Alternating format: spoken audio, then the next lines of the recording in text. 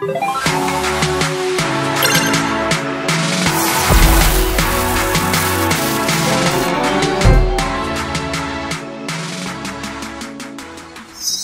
dan salam sejahtera. Berjumpa kembali di Review Zone episod yang ketiga yang dibawakan oleh QNKR Studio. Okey, sebenarnya hari ni kita nak review satu buku, di mana buku ni memang dah lama kita nak review.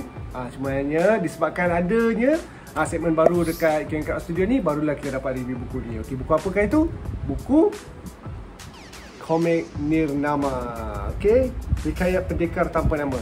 Buku ni kami dah baca dan buku ni sangat-sangatlah awesome.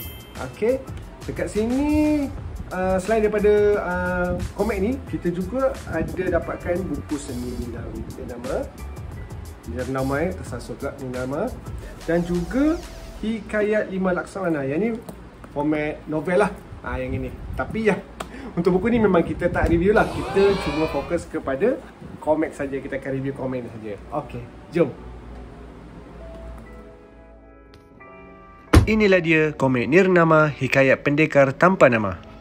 Okey, jadi ini adalah buku yang berharga RM40 bagi Semenanjung dan RM45 bagi Sabah dan Sarawak. Komik Nirnama ni baru dikeluarkan dengan hanya satu volume saja. Okey, jadi ini volume pertama. Okey, ini adalah cover depan dan kita boleh lihat nama pelukis iaitu Mail Ismail dan penulis Lara Ashraf. Dan ini adalah buku nombor 1. Komik ini sepenuhnya di dalam bahasa Melayu. Dan seperti biasa di belakang ini adalah sinopsis berkenaan dengan komik Nirnama. Okey, memang tebal juga buku ni. Selain daripada tebal, ia juga mempunyai kandungan cerita yang sangat menarik.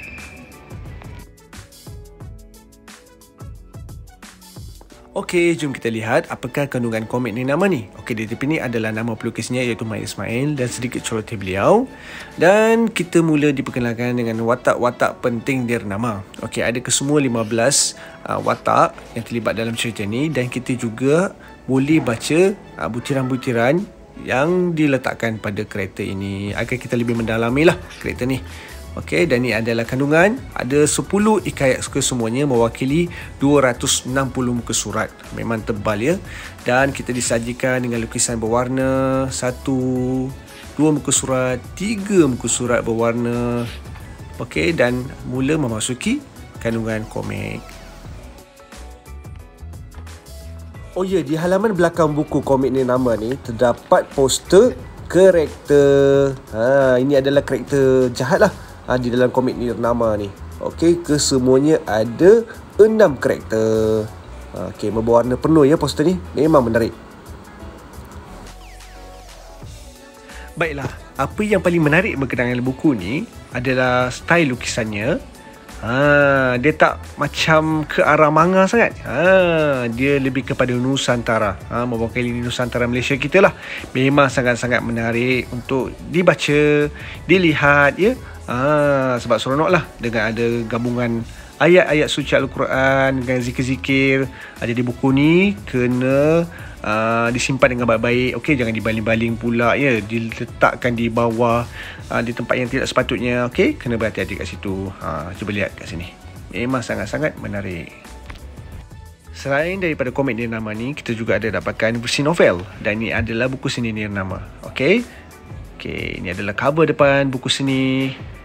Dan juga di dalamnya kita akan preview lah sikit ilustrasi berkenaan dengan watak-watak. Ada tua, ada jebat dan juga watak-watak yang lain. Lihat kesemua hasil daripada pelukis Mail Ismail ni. Okey, memang terbaik.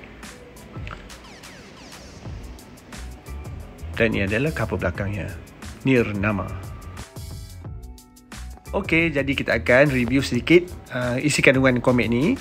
Okey, begitu kemas sekali. Jadi, kenapa kami galakkan anda dapatkan komik ini? Kerana unsur-unsur nasihat yang ada di dalam komik ini memang sangat-sangat bermoral dan boleh dijadikan contoh kan buat anak-anak kita, dan memang sangat sesuai lah untuk pembaca dewasa dan juga kanak-kanak. Terbaik. Baiklah, itu saja review daripada kami berkenaan dengan komik Nirnama ni. Jadi bagi siapa yang ingin dapatkan komik Nirnama ni, boleh pergi ke platform Shopee. Setahu kami dekat situ masih ada lagi komik begini dijual lah.